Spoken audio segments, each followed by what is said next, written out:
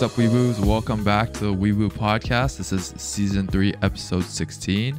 As we kind of near the end of the winter 2022 season, we wanted to provide you a breakdown of some of the hottest anime that we saw coming out this past season. We're going to talk about 86. We're going to talk about Ranking of Kings, a little bit of Vanitas, but that might be punted a little bit to next week. And the biggest anime we want to talk about today is actually Demon Slayer, because we've given it some time, to settle. People have had the time to catch up. We can finally talk about it in detail, and yeah. So I guess before we get into that, welcome back, Pat from Singapore. How does it feel to be back in the US? Thanks, Chris. It's good to be back. It's always nice to eat American food and feel fat. And I'm just kidding, but it's nice. It's a change of weather. I'm not a humidity type of person. I like the cold, so it's a little cold in California right now. It's feeling a little nice, so it's a nice change of pace for me. Get to watch anime more on the time zones I'm used to, i.e. in late at night in the dark. But are you gonna miss all the weeb things from Singapore though? I am, man. Singapore is going hard on the AOT fandom. It's honestly kind of cool. I really like it out there. It's just really popular. Everywhere you go, there's just anime references. Whether it's the coffee shops, the restaurants, the bookstores. It's really cool just to see how ingrained anime is becoming, I guess, especially AOT. Yeah, I guess on that note though, would you ever want to, or have you ever pictured yourself living in Japan to kind of experience the true weeb experience, or is that something that's never crossed your mind? I've thought about it, but I can't really speak Japanese. I'd have to do the whole learning the language type of thing, which is pretty tough, but I mean, it could be cool. I feel like I would struggle pretty hard first learning the language and then being able to learn enough words to converse about how I feel about anime in an episode and talk about it. I think conversational Japanese is one thing, but really diving deep into an anime, that takes a little more practice, if that makes sense. I feel like there's a lot of people that's been going there or moving there, maybe not during the pandemic because of the whole visa situation and Japan not letting people in, but I feel like there's been a movement for people to move to Japan to experience Japan on their own, whether that be studying abroad or picking up work or just in general. So I feel like the English speaking population has kind of increased over the time, and maybe that's also the effect of the Olympics. So I don't think you would struggle that much, but maybe if you wanted to just go into the real Japanese rural towns and stuff, then you would struggle, but I think you would be fine in Tokyo, to be honest. I mean, Tokyo isn't too bad because there's a lot of English speakers, right? Especially in the city itself. I think it's just once you leave it, it gets a little hard. And I do know a lot of people who moved to Tokyo and they enjoy it. I think that's a huge jump, right? To go completely to Tokyo and just try it out. But it sounds fun. Would you ever go there for smaller periods of time then? Something like a month or 3 months? Yeah, I would definitely do a half year. I think a half year would be really fun. I guess what you experience in Singapore is a hint of what people experience in Japan on a daily basis. I'm sure there's more anime just outside of AOT. You'll get your mix of the isekais or the shonens or different categories a lot more in Japan. So that's something I've been interested in seeing. I haven't really seen it that much because every time I go to Japan, I actually never really went to anime exhibits or anime events or anything like that. And maybe that's because my weebness has just exploded during the pandemic and I haven't been able to go back in order to experience it, but it would be fun. I think everyone's weebness kind of exploded in the pandemic, though. I don't think that's just you, right? Yeah, there's a weebplosion that happened during the COVID-19 pandemic. So yeah, I mean, it's cool though that I think a lot more people are going to these types of exhibits. Even back in the day, is it less that you wanted to go to the exhibit or less that you just weren't too much in anime yet? I think it was more so I was embarrassed to go into the exhibits because I feel like there's just always been a negative connotation associated with being an otaku or being a weeb. So I never wanted to go in there. So I was like a weeb in the closet at the moment or during that time. But now I feel like everyone's very expressive of their interest in anime, their love for anime. And it's just a whole different ballgame. I'm curious to see what Anime Expo will be like this summer because I feel like the whole vibe of it might be really different than what it's been before. Are we going? We're going, right? I would assume we're going. Maybe. We didn't even buy tickets. The tickets came out like 2 months ago. We can still go. I bet you they're reselling like Coachella tickets. Oh, we'll find a way to go, maybe. It'd be fun, honestly. I've never been. I don't think you've been before, right? I have not been, no. It sounds fun. At least for a day. I don't know if I could do the whole weekend, but at least a day would be interesting to see. Would you ever cosplay? I've thought about it more so recently. I don't think I would. I still think I'm just too embarrassed to do it. But I don't know. I guess if I were to do it, I don't know what I would be. Would you do it? I don't know if I would do it. But okay, if you had to do it, who would you be? Oh, that's a tough one. See, I don't know if I would choose someone like very basic like a shonen or just do something really, really random. I'm leaning towards something really, really random. You know what? I think I know who I would be. Who would you be? Who would you be? This is recency bias, but I think I would do Vanitas. I really like Vanitas' design. Vanitas is really cool. The whole book and the chain gig he's got going on. Yeah, and his little earrings with the, I don't know what they're called, but those sand timer things. It's a vibe. His colors are a vibe too. The light blues and the blacks. Yeah, his whole art, whole artwork is a vibe. I really like Vanitas. His whole outfit, yeah, he's just really cool. Dude, you should do Bocchi. Yeah. Easiest cosplay ever. Wear a blue shirt and a crown and you're lit. How about Kage? I'll just dress in black. Then you gotta like lay down on the ground. With the knife. Crawl along. That just sounds like a lot of work that you probably don't want to do. But yeah, I've never really thought about it. Dang. I can't even get myself to wear a t-shirt that's anime related. I think you have some t-shirts, right? From Uniqlo collabs, but I don't think I own anything besides the Akira collab with Supreme. And that's the only thing I've ever worn that's forefront, I am a weeb or this is anime clothing. Yeah, I have like 6 Demon Slayer t-shirts. But do you wear those though? They're pretty subtle. I wear them to sleep a lot. But you don't wear them in public though. So that's I would say there's only one of them I wear in public and it's more subtle. It doesn't have any images of any characters. It just says Kimetsu no Yaiba, which I think is very, very subtle. Is it big or is it just right over your like left chest or something? It's at the bottom of like a graphic on the front, but the graphic is just the color, like the color scheme of the like Hashira capes almost, like the printed pattern that each of them wear. Oh, so okay. If you just saw that, you'd be like, I have no idea what this is, unless you watched Demon Slayer and you knew exactly like where those printed, capes are from. You'd have no idea. All right, maybe Anime Expo is our time. This is when we need to come out of the closet. We need to throw away our corporate life or our corporate lifestyle and just go for it.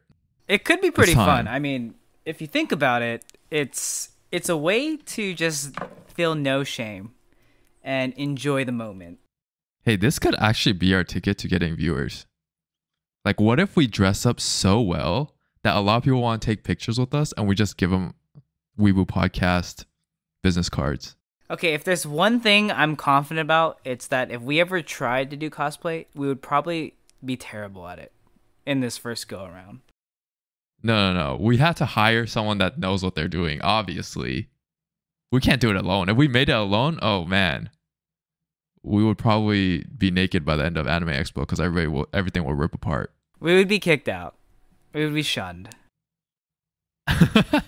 But maybe we'll be so bad that people will still want to take pictures with us. This is our ticket. I'm telling you, this is the best publicity stunt that we can do for this podcast. I saw some. I guess I watch a lot of TikToks of cosplaying, and there's just a lot of funny videos that come out of it, like people calling each other out on, their outfits. I don't know if you watch TikTok a lot. Have you seen any of those like videos where, like, there was a recent expo and someone dressed as Nina from FMAB, and everyone was just like crying as he walked by. Like crying in a good way or crying in a bad way? A bad way. Like, how could you do this? I haven't seen those, but I wouldn't pick a mainstream character like that. Well, he didn't dress as Nina. He dressed as the dog. Oh, I see. Yeah, the sad story of FMAB. Yeah. Let's not go over that controversial line. We gotta do something subtle and good. I'm telling you, Bochi and Kage, this is our time. But the way that show ended, man, I don't know if I want to be associated. All right, I guess this is our Ranking of Kings pivot. I think we want to talk about Ranking of Kings and 86 at the very least today, since those are the two that I was able to finish during this week, and that was the homework that you gave me. Ranking of Kings is an interesting one. I think it's might be one of the more controversial opinions that we both have, but a lot of people still like Ranking of Kings. I look at the reviews, I look at people's responses on Twitter, on Reddit, etc. People still say they enjoyed the show. Would you say that you enjoyed Ranking of Kings? Yes. As a whole? Yeah, I enjoyed Ranking of Kings. It was a great show as a whole. Yeah, there are some moments where I thought they could have done better, but I think, for 23 episodes, there was never a point where I wanted to stop watching it.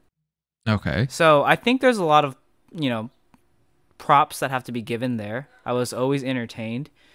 I love the characters. I like the plot progression. It's just a very interesting story, right? And in that sense, I think Ranking of Kings does a very good job at keeping, watchers very entertained with a different plot and kind of storyline.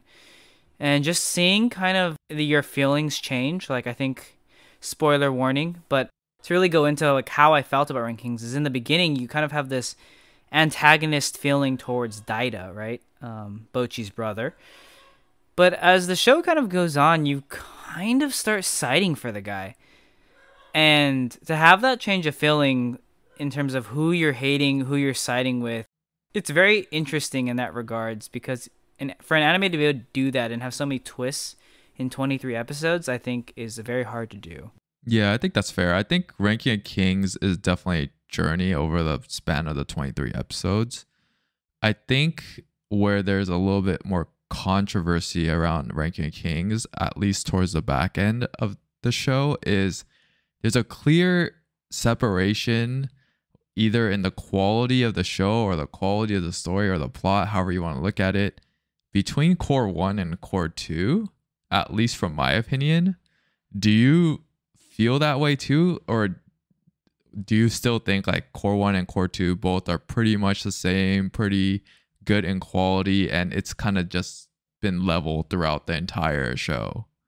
No. There's definitely a drop off in Ranking of Kings, and like you said, I don't know if you want to call it a Core 1 or Core 2, but the first half of it is very well done. And the second half is where you start feeling like there's a lot of plot holes, a lot of unexplained events, and that's what leaves us confused.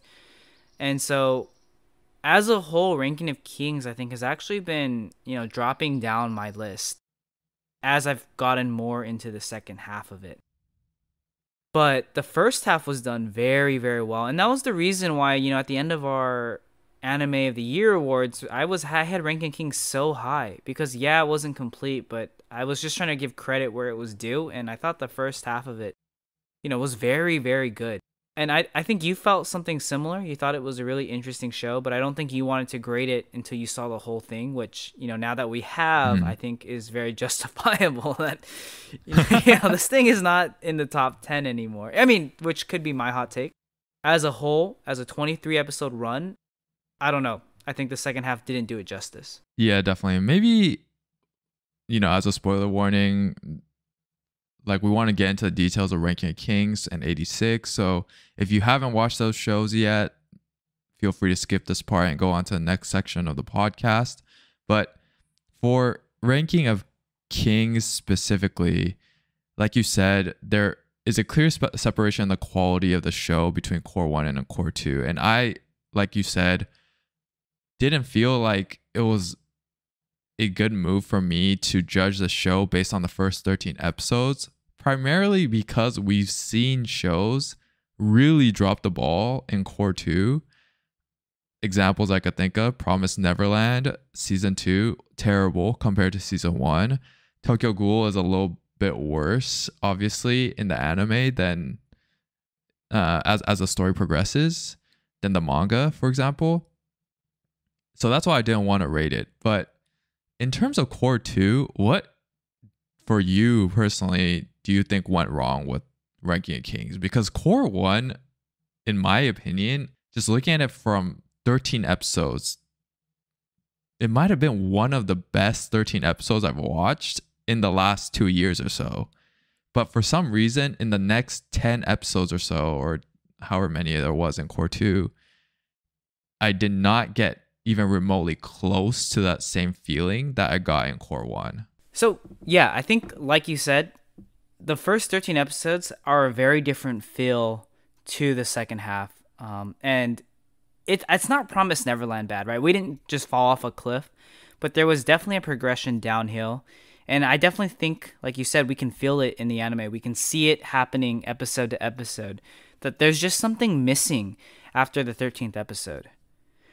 Like, basically, once you go into winter 2022, I think at first it's not too bad, but especially towards the last, 4 or 5 episodes, you realize something's changing in the show. And you're not really sure what it is, but by the end of it, you kind of realize that it feels rushed and there's a lot of unanswered questions in the show itself. And I don't think I felt very happy with the ending. I don't know if you felt something similar or if you just thought it was just not tied well together with the first half. Like if it was very slow progression in that first half and the second half was really just felt rushed to just get to the ending. Do you think the show would have done better if it was more than 23 episodes? Yes, but okay, so this is the part that I don't know, and maybe anyone listening can help, shed some light. But the way when I was watching it, I was like, okay, this is strange. Something seems like it changed. So I looked up the manga afterwards, and the manga does not get anywhere close to the ending. So I'm not sure if they're just missing chapters in the English translation online. I don't know if in Japanese it's actually finished or like there's further in the story, but at least what I could find in English, I couldn't figure out what happened. Like if this is one of those shows where they were following the manga and then once the manga stops, the anime studio just kind of did the story themselves. Yeah, that makes sense. I have no idea, obviously. I know the manga has a really low rating on Mao at the very least. I think it's like 7.5 or something. I don't remember off the top of my head, but I remember checking it and thinking the original work wasn't as high as some of these other stories. For example, Vanitas, the manga is close to, I think, around an 8.5, 8.6. So from that, there was like speculation or doubt that was coming out of Ranking of Kings. Like, why is the original story so lowly scored? And as a result, I had some doubts about how the story would progress. And that's also why I don't want to rate it after the first half. For some reason, Core 2 feels super rushed in that they're trying to wrap up this whole arc, I guess, or this whole story. I don't know how people view it, but they try to wrap everything up. And as a result, they're brushing over certain things. Character motives aren't really explained. Bochi just has extreme plot armor. It's unbelievable. This guy has more plot armor than Kirito, which is unheard of in my opinion. And I don't know, like the Core 2 just kind of lost me because they knew they had to get to an ending, but they weren't able to maneuver themselves there all that smoothly. And that's, I think, where they kind of dropped the ball. Yeah, I 100% agree. I hate using that term because it's pretty negative, but I do think they dropped the ball on that second half. It's unfortunate, right? They had such good potential. I mean, they were on the up and up, you know. This show could have been really, really good. And it's still good. Like, I'm not going to say it's bad, but it just felt wrong to end it the way it did, or the way they wrapped it up. I thought after watching the first 13 episodes, probably similar to you, I thought this show had the potential to be something very special that came out 2021. A show that everybody looked back at, remembered it being one of the best shonen or fantasy adventure stories that we've got in a long time, because it was so unique. The main character was someone that everyone could back and support. There was a clear antagonist at the time, but all that kind of changed in the course of Core 2, and they weren't able to capitalize in a way that left us, the audience, thinking this is a very special show. And maybe that's because there's other shows out there that were better in winter 2022. I don't know. Or there are just other shows that are flat out better in 2021. But as an end result, I just don't think it did as well as it potentially could have. And it's definitely not reflective of the MAL score of 8.74. There's no way. This show getting an 8.74, hot take, is more illegal than Hunter x Hunter getting a 9. What about Assassin at a 7.3? Assassin's a 7.3? I don't know. I think it might be higher than that, actually. I don't know. Overall quality of the show it just dropped off significantly. I didn't even feel that way about Assassin. I thought Assassin 13 episodes was very solid over the course of the 13 episodes. But Ranking of Kings just has this fluctuation, significant fluctuation from the highs and the lows that I don't know what really caused it. I want to hear your opinion on this, but what's your opinion on the main antagonist of the show? Miranjo? Yeah, Miranjo. I'm very confused about how she's an antagonist and how she ends up like not being an antagonist at the end, if that's a spoiler. But it's just a mess. It's just a mess how her whole character is a mess. I have no idea how to explain it except that. Like, it's not like the show does a good job making you hate her and then like her. It's just confusing. Like, in the beginning, in the first like 12 episodes, you get the sense that there's someone else pulling the strings, and that kind of gives a hint that, you know, Miranjo is the actual antagonist. But the whole second half doesn't really follow that. They start changing the perception of her, and I didn't like the way they did it. So I don't like her as antagonist because the way the show, I don't even know if her character progresses, but the way they present her is very confusing, and you have a hard time deciding if you should feel sorry for this person, or if you should like this person, or if you should hate this person. And then at the end, they just kind of make that choice for you, and I really don't like it. Yeah, Miranjo is my least favorite part of the show. She is absolutely the worst antagonist I've seen ever in any shonen. Okay, that's probably exaggeration, but in recent memory, she's the worst antagonist I've seen. Her motives are so unclear that I have no idea why all this even happened. And on top of that, her motives were so bad. Like, that's all I could say. Just the reason for her doing what she did throughout the course of the show is either one, non-existent, or two, makes absolutely no sense. And because of that, I was just so triggered towards the back end of the show when they're trying to explain her backstory, trying to explain why she's doing what she's doing. And on top of that, I'm watching Bocchi like steamroll through every single plot, issue, roadblock that comes up in the show. And a combination of those two things was just like, is there even plot in the show? Is there really a problem?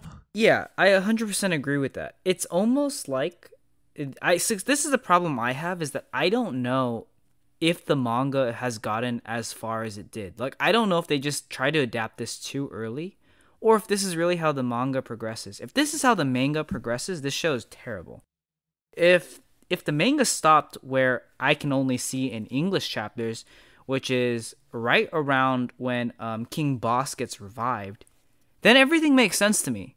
Everything makes sense that this whole back half was like some weird interpretation of how they thought the story should go. Yeah. Because that's where I thought like the show was good. When King Boss got revived, I was like, oh, this is lit. Like, this is a good show.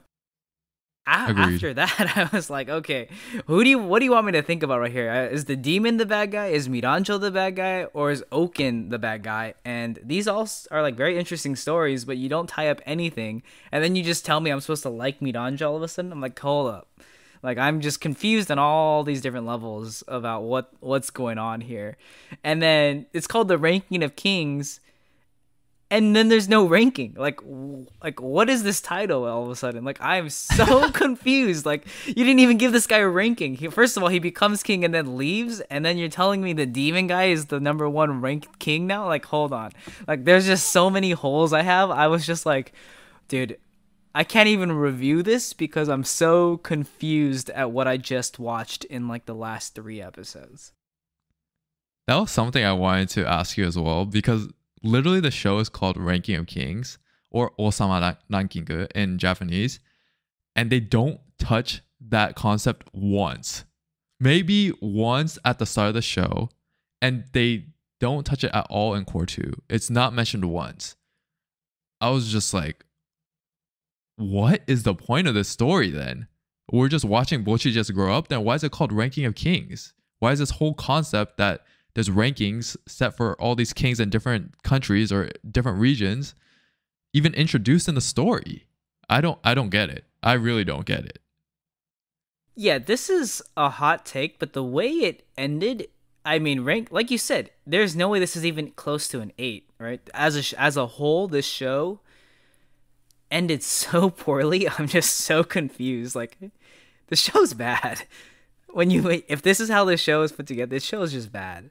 Okay, and this goes back to our discussion of Mao, but this show right now on Mao is ranked number 37 just in terms of score.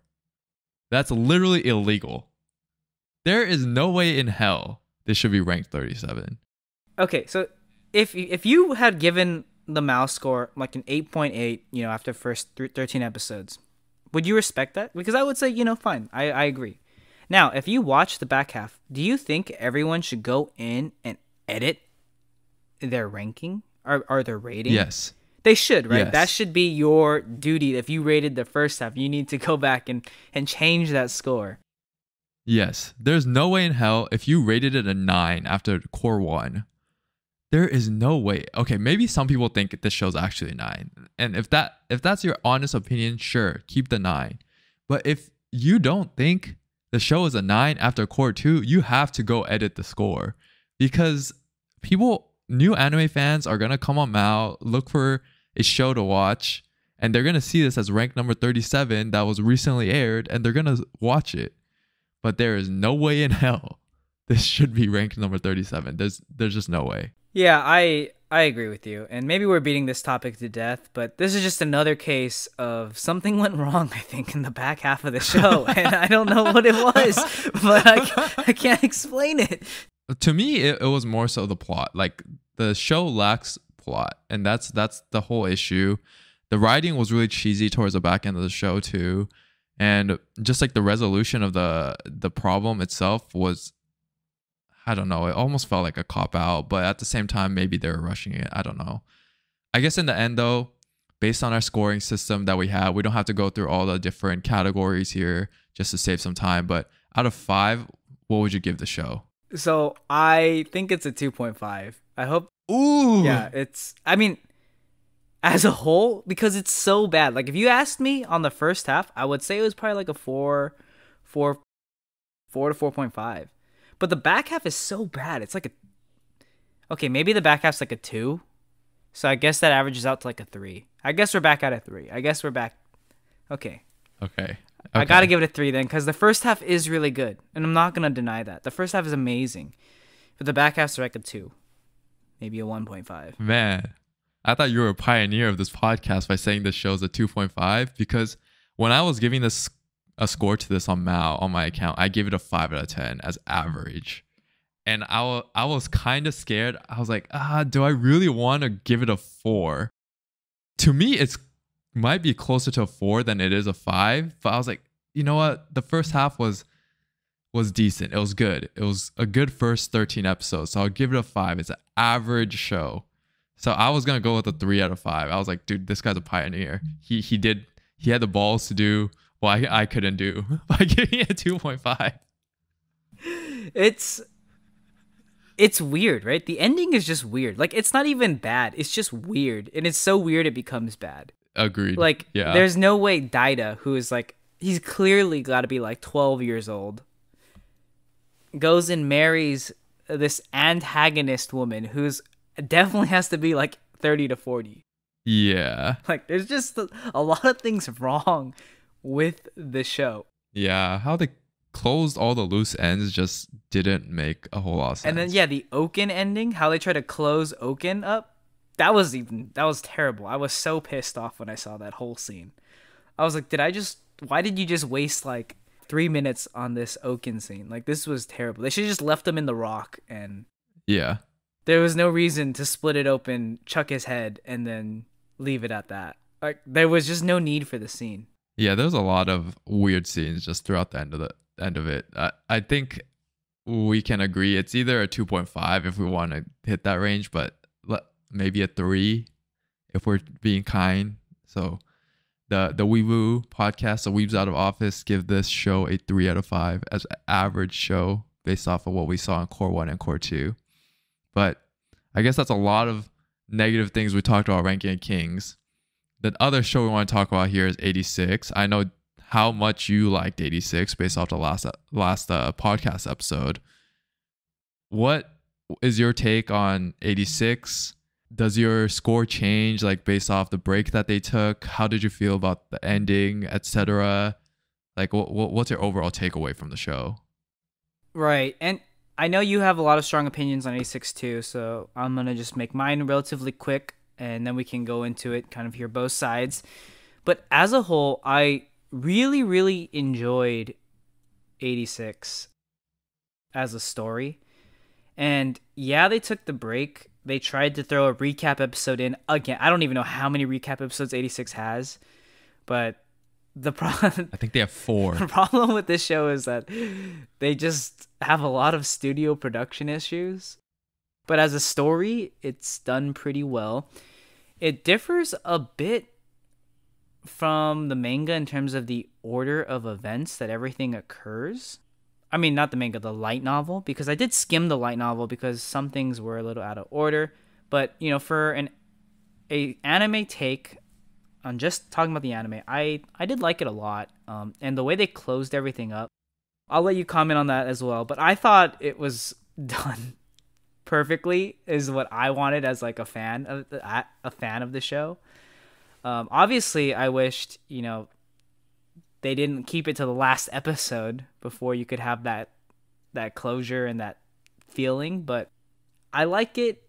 I liked how they at least tied it up in the show, because the way they tied it up, it seems to me there's not going to be a third season. I don't know if they've actually released a third season yet, but if the show ended the way this last episode wrapped up, I would be pretty happy with it. Like, I wouldn't need a third season.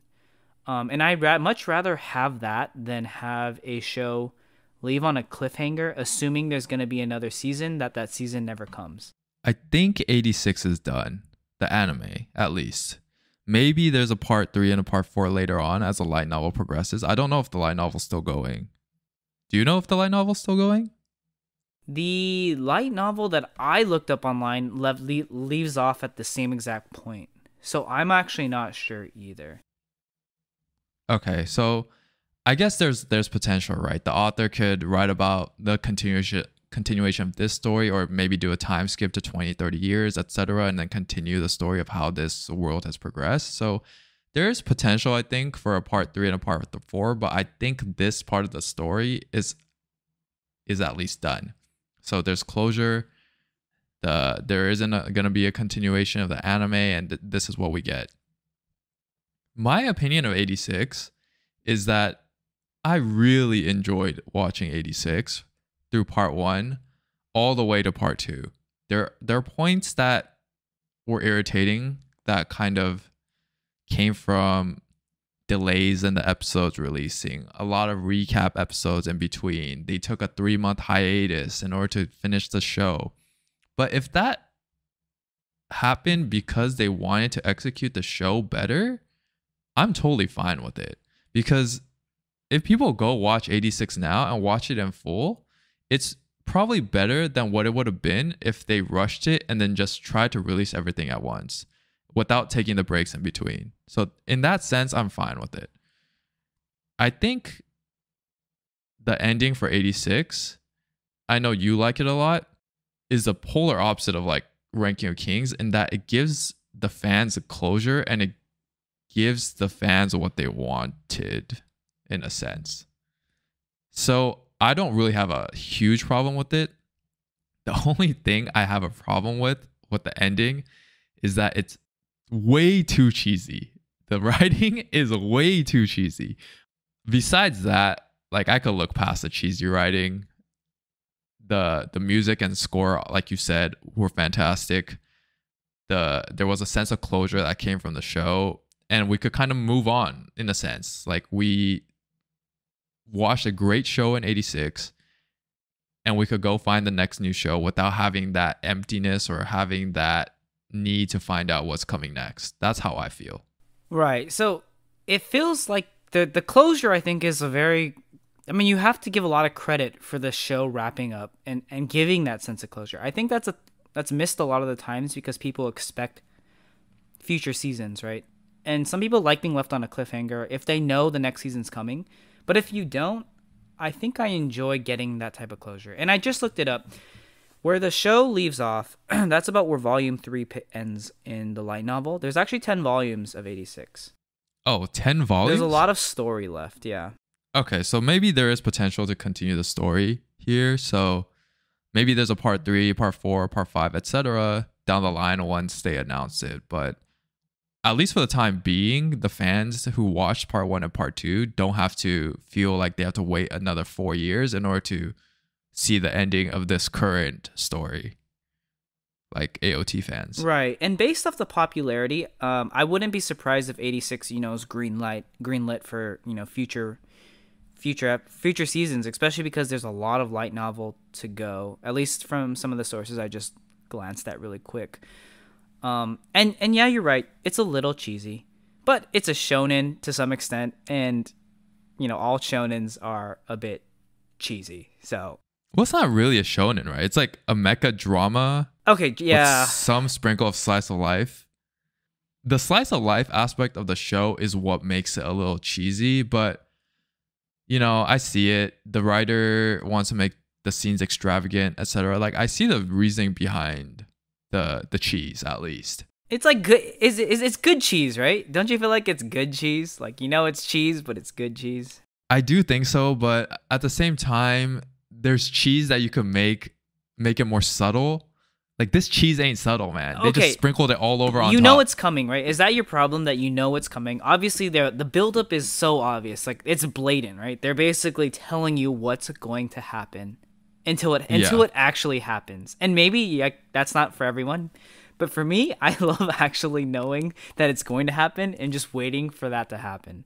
I think that's fine, though. Like, we see that in some romance shows. For example, something like Toradora. We know for a fact that two are going to get together, and you're just waiting for that moment, for that cheesy romance moment, for them to get together. And that's fine.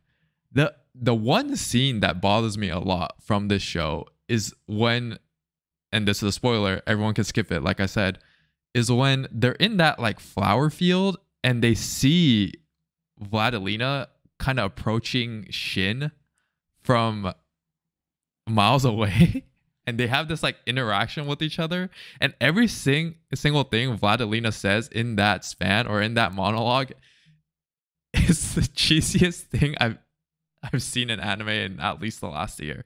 But it's not bad. I just kind of cringe a little bit. It's nice though, because I think, the way I saw it was part of the reason they did it is because it completely contrasts Shin's character as a whole. The way he's portrayed throughout 86, as the Grim Reaper essentially. It just contrasts his personality that they've built to have these other feelings.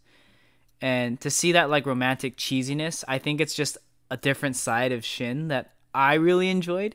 I'm not speaking for Vladilena. I mean, she wasn't even in the second core. I mean, she was just kind of gone the entire 12 episodes or so, which sucks because I think she's a very popular character. I actually think without her, the show doesn't blend. And yeah, they might have done her dirty with that cheesiness. I mean, she's supposed to be like Bloody Regina now, right? And they just kind of do her dirty, make her seem like a simp. Or maybe they're both simps for each other, but I liked it. I thought it was nice. Yeah, I mean, I think that's the ending conclusion. It is what it is. I actually really enjoyed watching the show. I personally enjoyed watching 86 more than I liked watching Reiki and Kings. So I guess before we move on to Demon Slayer here, what would you give 86 out of 5? I mean, is anything really a 5? 5 would be like a 10, right? That's like perfect. So that's like masterpiece. I mean, I guess we're not doing these point decimal systems, so I guess it's a 4, right? Because I want to give it higher than a 4, but it's not a masterpiece. It's not a 5. You could give 0.5. I would say we're allowing 0.5. I would say it's a 4.5. Okay, that's pretty reflective of what's in the score in Mao. It's an 8.71 for core 2 or part 2. So, 4.5 is pretty much in line with that. I personally think it's probably a 4-ish as a whole, including part 1 and part 2. It's weird. It's like hovering a fine line of somewhere between 3.5 and 4, but it's probably closer to a 4 than it is a 3.5. So I'll go with 4. 86 is a 4. That's a positive mark from us. I don't know if there's that many shows that we would give out 4 and 4.5s to right now, but 86 overall was a great show. So if you haven't watched it yet, I would 10 out of 10 recommend 86 here. I guess this is the pivot to the last segment of the podcast and maybe the most controversial segment of the podcast, but Demon Slayer. Demon Slayer was arguably one of the most popular shows that came out in winter 2022. We didn't want to talk about it, so people had enough runway and enough time to watch the show. If you haven't watched Demon Slayer yet, please feel free to skip this part of the podcast, or if you just want to listen to what we think about Demon Slayer before you watch it, please feel free to listen. But the main controversial thing I think that comes from Demon Slayer that we wanted to discuss is Demon Slayer the plot good enough, or is Demon Slayer just being hard carried by the animation that Ufotable is producing? What's your take on that? And did you enjoy Demon Slayer as a whole in the winter 2022 season? Okay, so let me start off by saying Demon Slayer as an entertaining show is A+. There is no way you can sit down, watch Demon Slayer, and tell me that you're not entertained.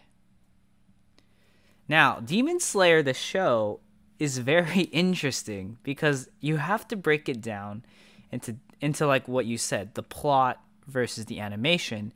And is it a hot take or is it truth that Ufotable is putting the story on its back?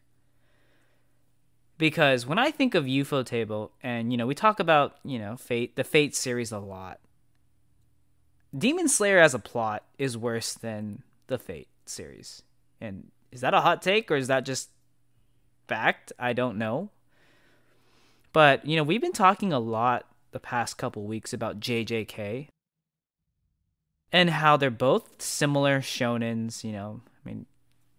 Typical story.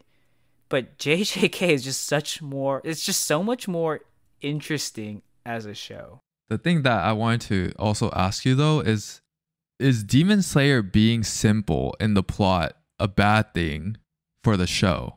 Definitely not.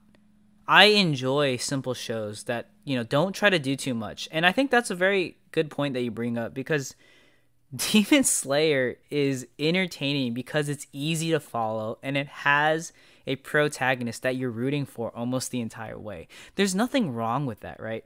It's almost like as simple as Naruto just fighting the Akatsuki. It's just straightforward. There's one bad guy and there's a bunch of good guys. And people like that. I personally like that. Maybe some people don't, but I personally like having simple protagonists, simple antagonists. Let's just keep the story going. Where the main character is gonna grow, they're gonna get stronger, they're gonna get better. Almost like how I play video games. Just get stronger until you can hack your way through everything. And it's entertaining. It's not like there's nothing wrong with that. But you just have to know that as a plot, I think it caps out at some point. Like it plateaus in terms of what you want from it. But there's nothing wrong with it. Yeah, I think obviously the direct comparison here is either to JJK or either to AOT, right? AOT is a really, really complex plot that spanned over the course of almost 80 plus episodes, right? JJK also has a complex plot, has some different character dynamics that we're not sure about fully yet. So in my eyes, it's way more complex as a plot than Demon Slayer is. I think the argument here that a lot of people have about Demon Slayer's plot is that it follows a very typical shonen formula, one, and two, the plot is too simple. There's no complexity. It's not a Steins Gate that has infinite different aspects of the plot. It's not an AOT that has a lot of underlying story that backs a plot, that backs the character motives to figure out what's going on with the world. It's not that. We already know what's happening within this world from episode 1 of Demon Slayer going forward, right? And I don't know if a show should be penalized for being a simple show.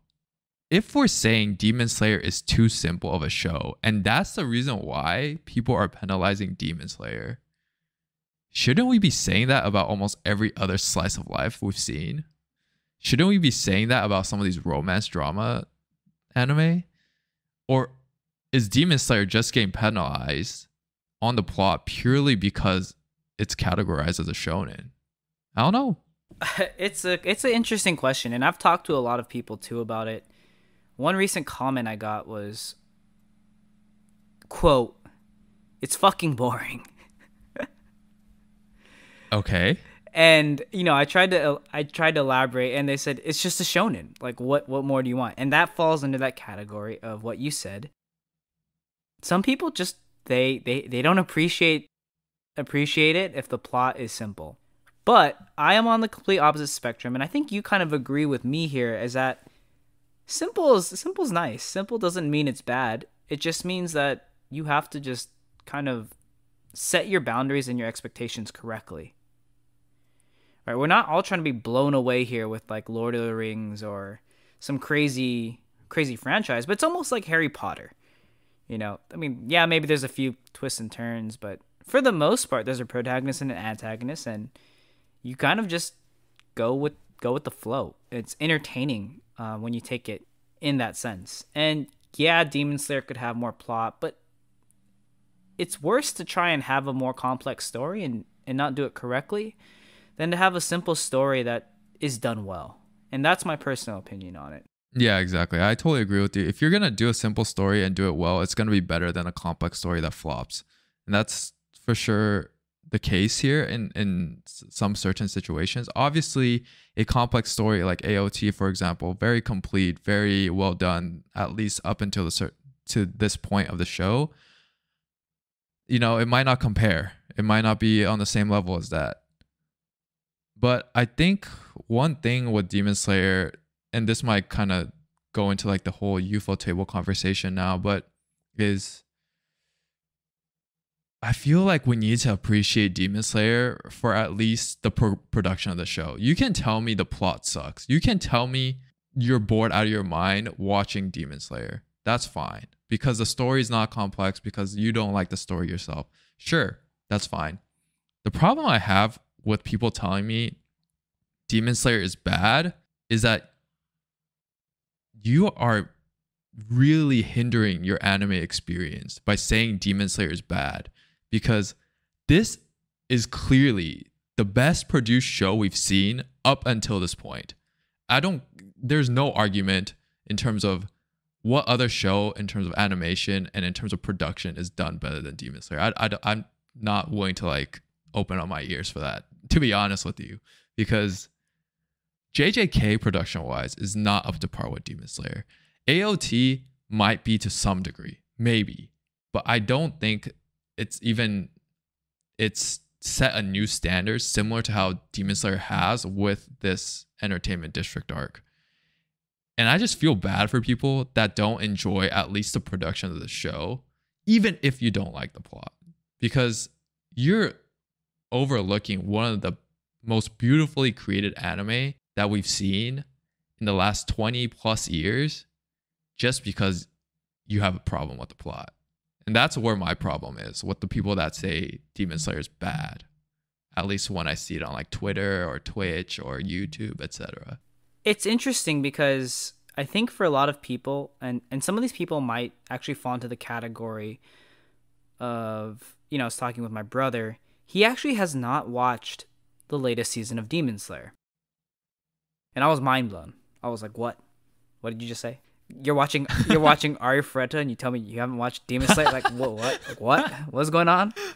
And he told me, why would I watch this arc? He said it's kind of boring in the manga. And then I realized it. Because the plot is a little dull, there are probably people who don't want to watch it again, because you don't know if it's just hype, right? That people are saying, this is so good, like, right? If someone just tells you, right, Demon Slayer is so good, you got to watch it, but you've already read the manga and you're like, oh, this arc's kind of dull. I could completely see and understand why people would just feel like, oh, the world's overreacting and overhyping Demon Slayer. It's not that good. But until you actually decide, okay, I'm going to go watch this entertainment arc and see the craziness that Ufotable has done with this arc, it's hard to appreciate it. And maybe there's two sides of this coin. Maybe some people haven't read both the manga and watched the show, and others might just have only seen Demon Slayer, so that's all they can compare. But for some more hardcore anime fans, like maybe you and me, we read and we watch. We probably do more than the average fan. But some people who might have read this like a couple years back, I could completely see why they would just say, Demon Slayer is not that good, and not have watched this current season. They can keep up with conversations. They can tell you like, oh, I don't think it's that good, because they know the story and it follows the manga very, very closely. Yeah, I mean, that's totally fair, right? Like, if you think the plot of this is bad and you missed out on an Entertainment District and you didn't watch it, sure, that could be a reason for it. To me, the Entertainment District wasn't more so about Demon Slayer, and this is going to sound kind of bad in terms of, I guess, Demon Slayer, the plot, and me defending that to any regard, but to me, it's about Ufotable, man. In the end, we need to like at least show some kind of appreciation for what Ufotable just did with the Entertainment District. You can tell me the plot sucks, fine. But you cannot tell me that Ufotable sucks. You can't group Ufotable into that conversation, because if Ufotable is going to produce this quality of a show every single year and going forward, like, holy shit, we're about to get the best set of anime we've ever seen, ever. And if Ufotable bringing this ups the level of other studios like MAPPA and Wit Studio and Bones and etc. to increase their production level to meet this standard, holy shit, dude. Like, we're going to get the best quality of anime we've ever seen, ever, going forward. And that's like what the Entertainment District was like about in the end for me. If you don't like Demon Slayer, fine. Like, you don't have to watch the next season or whatever. But you are probably indirectly benefiting from Ufotable doing what they did with the Entertainment District. Because now MAPPA's going to come out with a fucking heat when they release Chainsaw Man or Jujutsu Kaisen Season 2 next year. Because now there's like a new standard of anime production that's been set by Ufotable for not just movies, but seasonal anime. Right. And the way you talk about it, I think what attests to this is that this is one of those shows that, for both you and me, If you're not watching it at 1080p, you just don't watch it. There are shows you and me download at 720 because we're like, oh, it's faster. Oh, our internet's not that good. We're just gonna download 720, and you don't lose anything, right? It's like Reign of Kings. If I watch 720, oh, big whoop. Yeah, same art. But Demon Slayer, it's like, oh, I actually have to watch it in 1080. Like, there's no way I cannot watch it in 1080. Yeah, exactly. And I think it's gonna, like, people are gonna feel the effect of this for sure. Especially, there's gonna be the Jujutsu Kaisen stands that come out in 2023 when season 2 comes out, and Mappa produces an unbelievable production out of it. They're gonna be like, the production of Jujutsu Kaisen season 2 was way better than Demon Slayer was in Entertainment District. But you know what? Like, that came as a result of this kind of back and forth interaction between Ufotable and Mappa and all these other studios, because they're one-upping each other all the time. So, I mean, we can make a discussion, right? Like, we talked about Jujutsu Kaisen 0 last week, and how I felt that the time has really come for me personally that Jujutsu Kaisen is better than Demon Slayer as a story. But in the end, like, the Entertainment District, man, like, the art, the fight scenes, the music, the production of the show, holy shit, man. Like, if you do not watch this, you're missing out the best quality of, like, action anime that we've seen ever, period. Right. It's so many leagues above what's out there right now. And I think that's what is important to realize, is that whether you like the plot or not, whether you think it's too simple, you have to appreciate what is going on with the show. And maybe you'll say, that's all Ufotable. That Demon Slayer, I shouldn't be giving it credit. I shouldn't be increasing my score because this is what Ufotable is doing. This isn't what Demon Slayer is doing. But at the end of the day, Ufotable chose to do this with Demon Slayer. And for that reason, I think there's credit, because Ufotable would not have been able to do this with a more complex plot. The reason it works with Demon Slayer is it's simple enough with enough action that they can really bring out the story. And I think that's what a lot of people miss. That's actually a really good point. Man, you're on a roll. I'm on a roll. Got my shirt on. That's a really good point. It's clicking. It's clicking. But yeah, like, you have to have both the studio and the story match. And this is one of those cases where this is a great pairing and it works perfectly. Wow. You're hard carrying this podcast. You're the Ufotable to my Demon Slayer. Maybe that's what I should go on Comic-Con as. Ufotable? Ufotable.